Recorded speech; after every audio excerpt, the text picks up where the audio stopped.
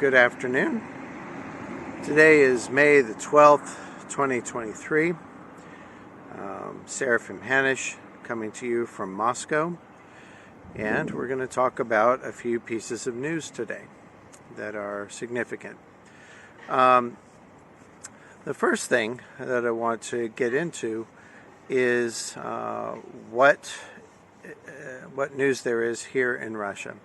As you can tell by the way I speak, I am certainly not a Russian. I am an American. I relocated here back in 2015 and have been here pretty much all the time. This is my home, such as it is. See these massive apartments behind me. This is part of our community where we live. It's largely where I work, though I at times have worked all over Moscow. With all of the news in the West that talks about various things that Western news pundits say is going on in Russia, I thought it might be useful to give a small snapshot of what it is like here for me. And while I cannot say that my own experience is not everybody's experience, I mean, Russia is the largest country in the world with a lot of people, it might just be useful as a small window into what things are really like here. So, if you look around, it's pretty quiet. It's middle of the day, it's Friday, it's a school day. So there are no kids here. There's some tape on this playground here, probably because they're going to do some sort of maintenance work, but no other appreciable reason. But life is calm. The recent events that happened with the two drones that hit the Senate building, or tried to hit the Senate building in the Kremlin, didn't seem to really make any difference. As a matter of fact, that very day, maybe 1 or 2 hours after reports started coming out about this event, I was at a concert run by a group called WWII Classic, which is an American organization operating with Russians here under the auspices of the American Embassy in Moscow. And what we did was we had a concert of two parts. One was by the Russian-American composer Eli Tamar for a new composition of his called Requiem. You should look for that if you want to listen to something that is very interesting in choral music. It's pretty astounding. Very long piece. It was sung by a Russian soloist who is a member of the Metropolitan Opera, New York, but he was here in Moscow. It was sung by people from a combination choir comprised of the Moscow Synodal Choir and several other groups. And later they had an orchestra, very sizable one, along with the same choir and several other soloists singing Rachmaninoff's The Bells, his very famous, what he calls a secular choral symphony. And so this was Americans and Russians working together. It was a moderately well-attended concert. Very favorable response to both the Americans involved in this work and also with reference to Kurt Sander, whose Divine Liturgy was also presented by WWII Classic back in December and again in January in Moscow and St. Petersburg. So what you see as they talk about the efforts of American and Russian artists, you don't see any hostility from the Russian side about the Americans being involved here. In fact, they're very welcomed. And I am usually very, very welcomed. I've run afoul of maybe only 2 or 3 Russian people since living here, ever. And those 2 or 3 events happened only after the SMO started, and it's actually quite understandable that, you know, for some of the folks, they see a foreigner, they see somebody that looks like me that is American, they just, you know, some bad feelings come up, and I can understand that. But it's certainly not something that is endemic throughout the country or anything like that. Americans are welcome. If you want to come to Russia, this is a great time. Summer's coming. It's a good place to be. Come. A little harder to get here than usual, but it is doable through airlines like Turkish Air, Egypt Air, Air Serbia. There are a number of airlines that are not playing the game that the rest of the collective West is trying to put on this country. So our prices for things are a little bit higher these days, but not terribly unusual. Prices moved a little bit last year for a while during the beginning of the SMO, and then they actually fell in December and January and February to a rather low price. I was paying lower prices for some items than I paid before the war started. Now they're a little bit higher, but this is a normal price fluctuation. We still get imports from Italy. We still get imports from the United States. We get peanut butter, for example. So we get a lot of stuff that is not under sanction. Things that are under sanctions. One interesting company here sells iPhones, and they actually sell them brand new and at prices that equal the price Americans pay. Now, maybe you guys don't know this, but if you're not in the United States, if you're living in Europe or in Saudi Arabia or someplace like this and you want to buy Apple products, you end up paying a premium most of the time of about 30 or 40%. And I don't think it's because of the tax, the VAT tax. It's, you know, we might call it the Apple tax or something. But this particular place here, I did some price checking on 1 terabyte iPhone 14 and found that it was slightly lower than the price the American Apple Store is asking for these. You know, roughly $1,500. I think the Apple Store was asking $1,599, and this little shop that I have here was asking $1,550. That's real Apple stuff.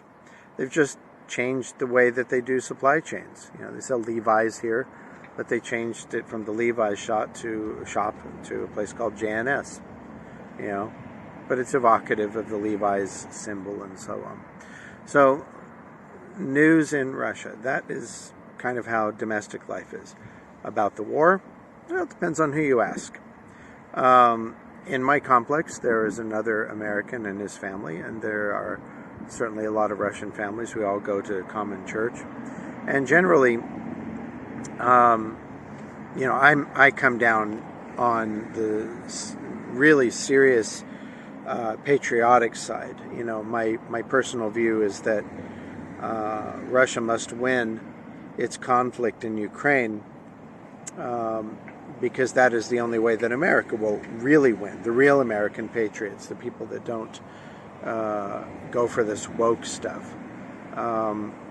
The other side, the people that are involved in driving the Ukrainians in their efforts are doing things like attacking and closing canonical Orthodox churches in Ukraine, attacking priests, and in some cases it's quite shocking. There was a report that happened, you'll see a link here, where some man attacked a canonical Orthodox priest in Ukraine, grabbed his cross, and then immediately dropped dead on the spot. And so this makes a person wonder if this is not God's own judgment coming down, because the people that are trying to replace the canonical Orthodox Church with a rather fabricated Ukrainian church structure, which admittedly was set up under the ecumenical patriarchate by Fiat, a lot of these people don't seem to have any real interest in Jesus Christ or following him. They just want the Russians out, and they want Ukraine to have its own absolutely without Russia sort of identity, even to the Ukrainian language itself. I've been told that even Volodymyr Zelensky grew up speaking Russian and had to kind of take a crash course in the Ukrainian language, which is apparently not old. It's apparently rather new fabrication. And if you listen to him, when I listen to him, and I listen to him speak publicly, I usually hear him speaking in Russian, unless my Ukrainian language here is off. And this is also repeated with people like Podolyak and Zaluzny and some of these others, Arestovich, when he was working for the administration in Ukraine. They spoke in Russian. So I don't want to say that I'm a party to that whole thing as far as who's better. I can't. I'm neither a Russian nor a Ukrainian, and despite everything that everybody says, there is no way I understand this problem. The only opinion that I can offer is that the Americans and the collective West are using an existing resentment to drive the people there into a frenzy, and it's a very successful psychological operation, and it is leading to a war that constantly threatens to escalate. How do we feel about it? Generally, my family, my wife, my mother-in-law, most of the clergy that I know that has had anything to say about this at all, have come down very solidly on the side of this is a war against Christianity, and Russia is in the unexpected position of needing to be the defender of Christianity, not only here but everywhere. So if we fold, so goes the narrative. That's the ball game. Now think about that. That is a major incentive to fight like crazy, which is what is happening. So there are many YouTube channels that I observe and watch. They can certainly give you more information about the day-to-day, about the conflict itself. The Military Summary channel is one that I follow. Brian Paletyk's The New Atlas is one I follow, and of course Alexander Mercouris and Alex Christophoros reports. We all kind of rely on one another and our instincts, but one of the common misconceptions is that this is a conquest sort of war, that the idea is to take over the Ukrainian territory. And just to reiterate, for anybody who doesn't know this, that is not the idea. The idea is to demilitarize Ukraine. How that happens might mean, as it has, where Russia takes land. And Russia may take more land. In fact, I think it's very likely they will. But the idea of doing that is secondary to the idea of defanging the military. Now, since Ukraine's military is largely a NATO operation using mostly Ukrainian cannon fodder, people, very tragically, but it's not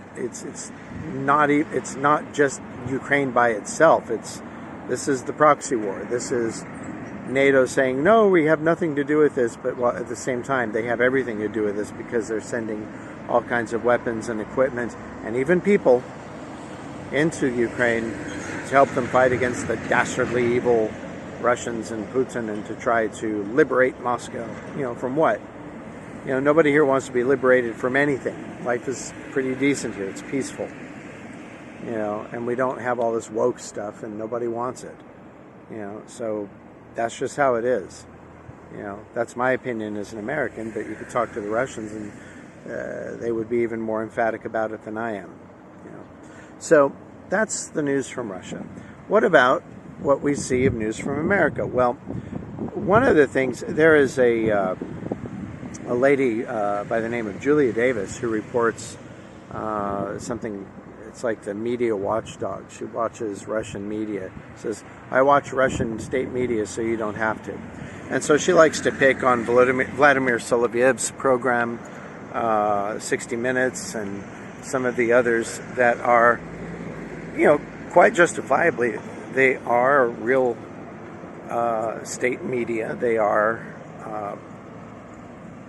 They exist to present the Russian viewpoint, the Americans are quick to think that the opinion of the Russian government is not the opinion of its people. But this is not necessarily true. There are some people that don't agree with the war, sure, but most of them do. President Putin doesn't carry an 80-some-odd% approval rating here for no reason. It's not because you can't say you don't approve of him, otherwise you'll go away. It's mostly because they really see him as doing what is needed for this country. And he looks like a very strong defender of this country against forces from the outside that seek to tear it apart. That's how we see it. Now, and that's not something made up. Nobody's paying me to do this. Maybe the Duran might pay me 10 euros if this video gets 1,000 views, but that's about it. So Julia Davis she ran a report about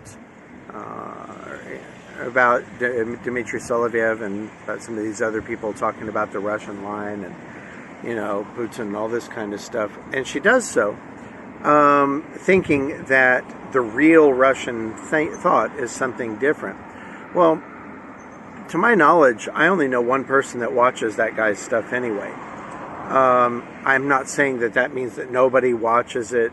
I don't think very many people do, because most of my students that have talked to me about these kind of programs say this of the Russian news networks: we don't trust them. We go to the West for our news, because the stuff that comes from inside the country is not to be trusted, and we have the internet, so we're going to get it from wherever we want to. So Dr. Steve Turley often talks about the network society. That has been operating here for years. In the absence of information coming from inside the country, people simply go on the internet and look for it outside. You can run an article through Google Translate and get a pretty good translation, and that's how you do it. Now, certainly there are people that need to promote a point of view that the state says is the one that they want, and this is no different than it is in the United States or in Europe right now. I mean, think about it. If you're in Europe, apparently people are getting canceled, for talking about a pro-Russia opinion or support. Viktor Orban arouses ire, and Vučić in Serbia arouses ire because they won't support the EU's position on Ukraine, and they won't sanction Russia. But you see, that's just cancel culture working on them, or trying to, but it doesn't work. So, but to Julia does an interesting job pointing out what the state media is saying, but she tries to frame it in a way that says this is just by definition not true because it is Russia. Well, sometimes she may be right.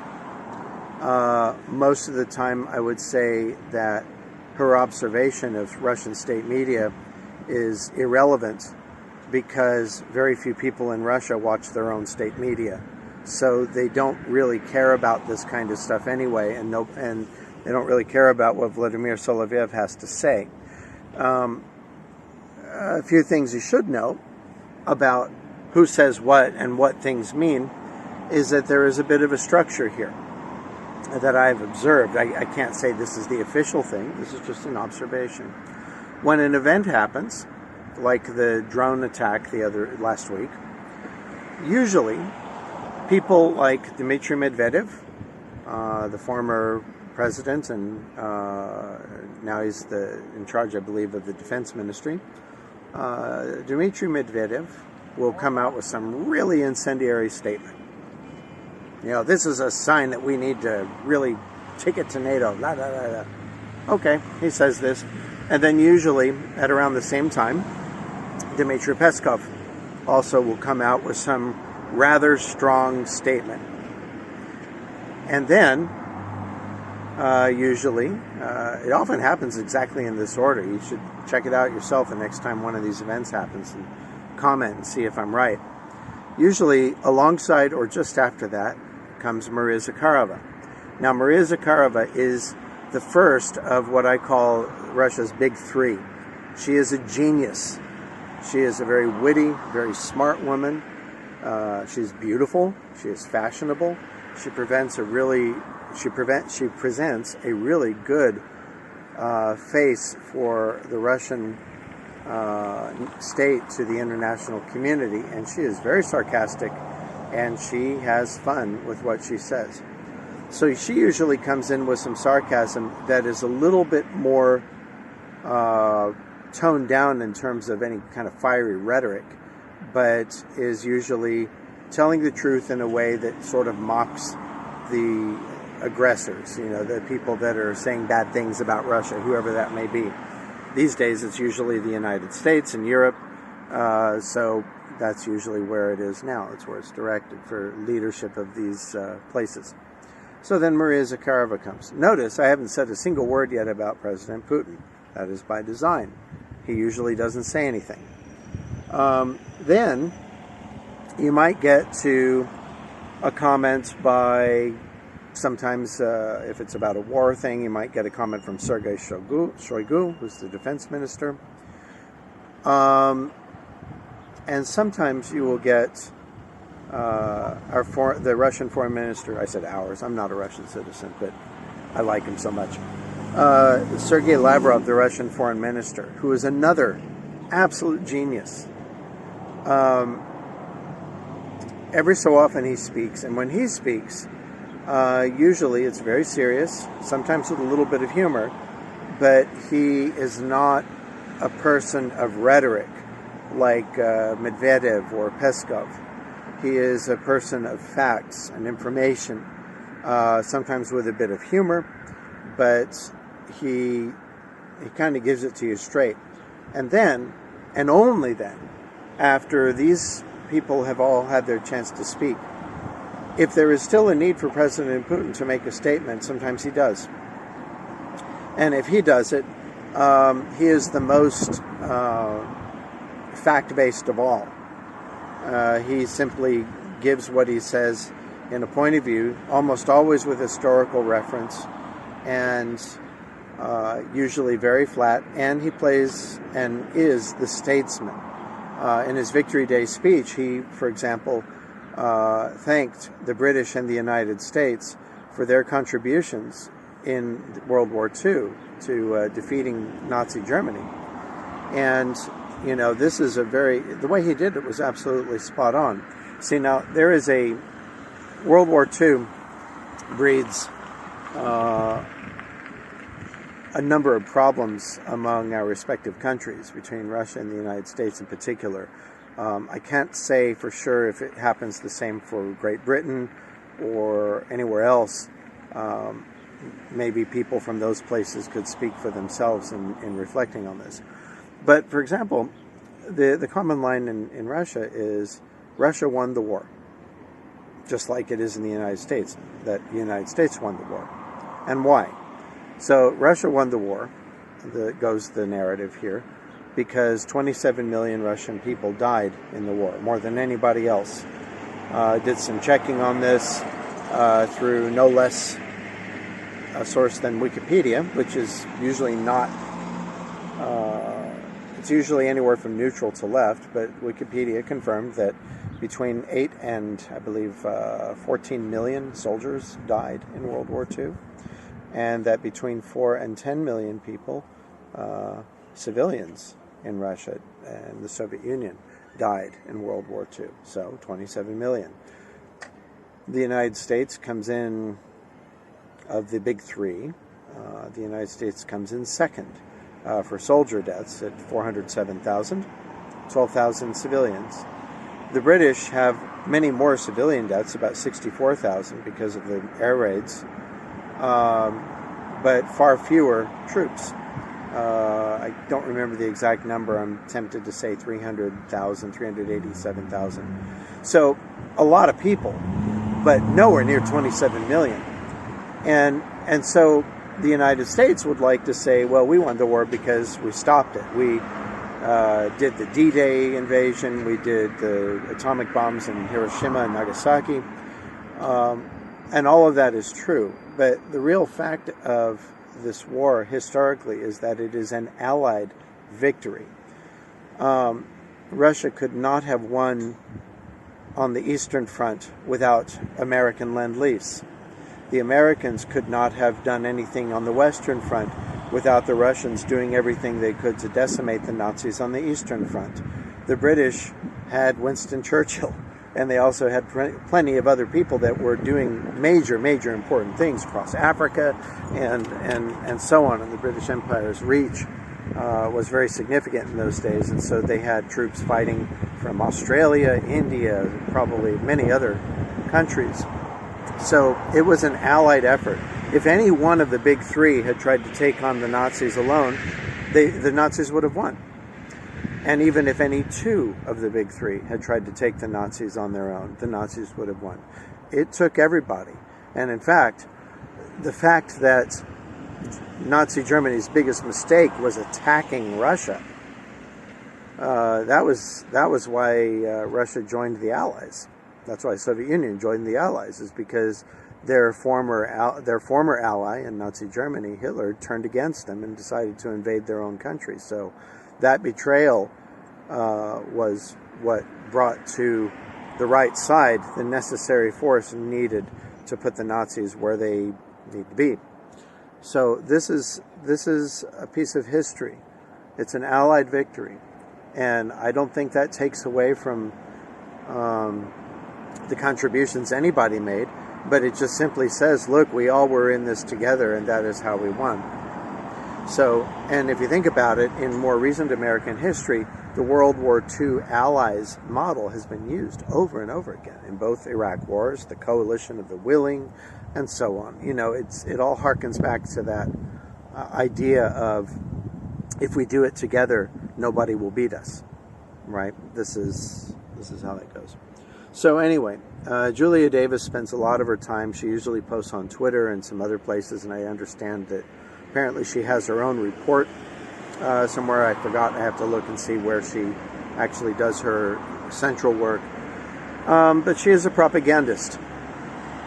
I don't think I am a propagandist.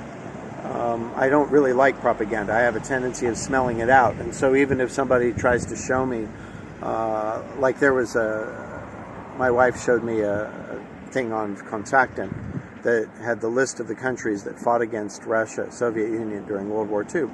And in that list were included France and some other allied nations. And I said, this is not true. And then I went back and looked at history and found out, wait a minute, yes, it is, but there's a context. France fought against Russia probably when Russia was allied with Nazi Germany. After Russia changed her alliances, or Soviet Union, after the Soviet Union changed her alliances, the French were an ally. There is a lot of history about that, about how French pilots went to the Soviet Union to help fly for the Soviet Air Forces and get some victories that way. So you know, I don't like propaganda very much because it is simplistic. It encourages people not to think, and it encourages no freedom of speech, which is probably the last theme that I want to talk about in this video. When I was growing up in the United States, especially in 1976, I remember being told, we are a free country, we can say what we think, the press is free, it can report things that it wants, You can say anything you want in the public square. Nobody's going to shut you down. Nobody's going, the idea of canceling anybody was unheard of. But now look at what is going on in the United States. If you say the wrong opinion about COVID on YouTube, you get your video deleted. That happened for me. If you say the wrong opinion about the presidential election of 2020, that gets deleted. But 2016's similar allegations of election fraud, only coming from the Democrat side, are not deleted. It was a miracle the other night that President Trump got to do a CNN town hall. If CNN had really wanted to cancel him, they simply would not have shown him. And as you know, Fox is on its way to trying to. It looks like they're on their way to trying to take a point of view that is against Trump. Though I don't know if that is actually going to work. I still see a lot of very pro-Trump reporting taking place, but with Tucker Carlson's removal, Fox is in a bit of a stir, certainly in a ratings slump. Well, President Trump went and did a town hall on CNN, amped up their, sorry about this, water tracker. They water the streets. Trump gave CNN a good ratings night. He absolutely dominated in this town hall. There are videos of it you can see for yourself. I was listening to selected clips, a lot of them, on the way home this morning. And he absolutely dominated this thing. He gave CNN a good night. He gave his own platform an excellent boost because of going on CNN of all places. Why didn't he do that on Fox? See? Freedom of speech. It's one of the most precious rights anybody has. Do we have freedom of speech in Russia? Yeah, we do. News agencies have to follow a government narrative, but there is so much independent news. You want to see independent reporting, go on Telegram. Look around. You'll find all kinds of stuff. For Russia, against Russia. Ukraine has Telegram pages. Russia has Telegram pages. The United States has Telegram pages. I have a Telegram page. Everybody's free to say whatever they want. And you're free to believe it or not. You're free to research it or not. That's what I always ask my people, my readers and my listeners to do is, don't take what I say as though it were absolutely correct, because it may not be. But just take what I'm saying as this is my personal view and understanding of things, and go do research yourself and see for yourself what the truth is. Research both sides. I do. I do.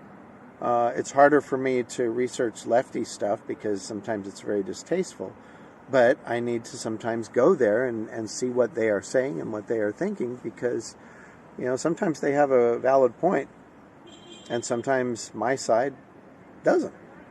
And if we're really concerned about, as journalists of any kind, if we're really concerned about reporting what is going on, then we owe it to our viewers and our listeners to find out what is really going on and give both sides where both sides are needed. Sometimes it's not needed.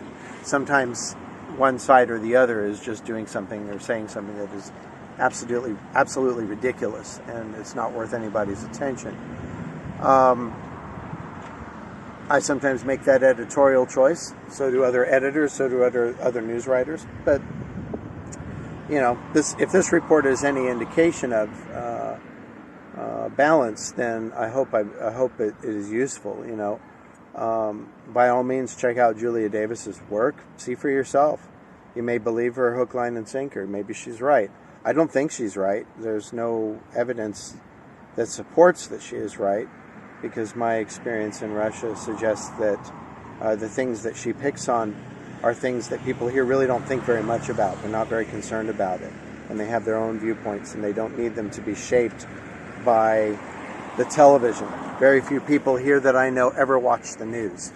We go on the internet to read stuff or to check stuff, but I don't know anybody that even knows if there is a daily or evening broadcast, because a lot of people don't have televisions. They just watch the internet. They watch what they want to. So these are some thoughts. What do you think? Leave comments if you like this kind of video coverage. Maybe this is something we'll make a continuous effort at. If so, I'll find more scenic vistas than a construction site. Big blocky looking Putinskaya Soviet style huge apartment blocks. These are not Soviet style, by the way. These are Putinsky apartments. They're actually quite nice. I live in one. They're relatively small by American standards. Watching them get built is pretty dreary, but then they face them pretty nicely. They're very strong. You know, as you can see by this one over here, massive concrete construction, built to take just about anything you can throw at it. But you know, it's how things go in the city here. It's a different kind of society. So we can do reports about different things. If you guys have questions about what you would like to know about anything in Russia, I'll try to answer those in reports. I'll try to give some kind of regular news update about any lead stories that are taking place here. And I guess that's it. So thank you for watching. Please do a like and subscribe if you enjoy this work. And if you don't, you can do a no like if you want to and say bad things about us, about me. But that is as you wish. So I wish you guys a good day. I'm Seraphim Hanish, the American in exile, and reporting for the Duran as well. And have a great day.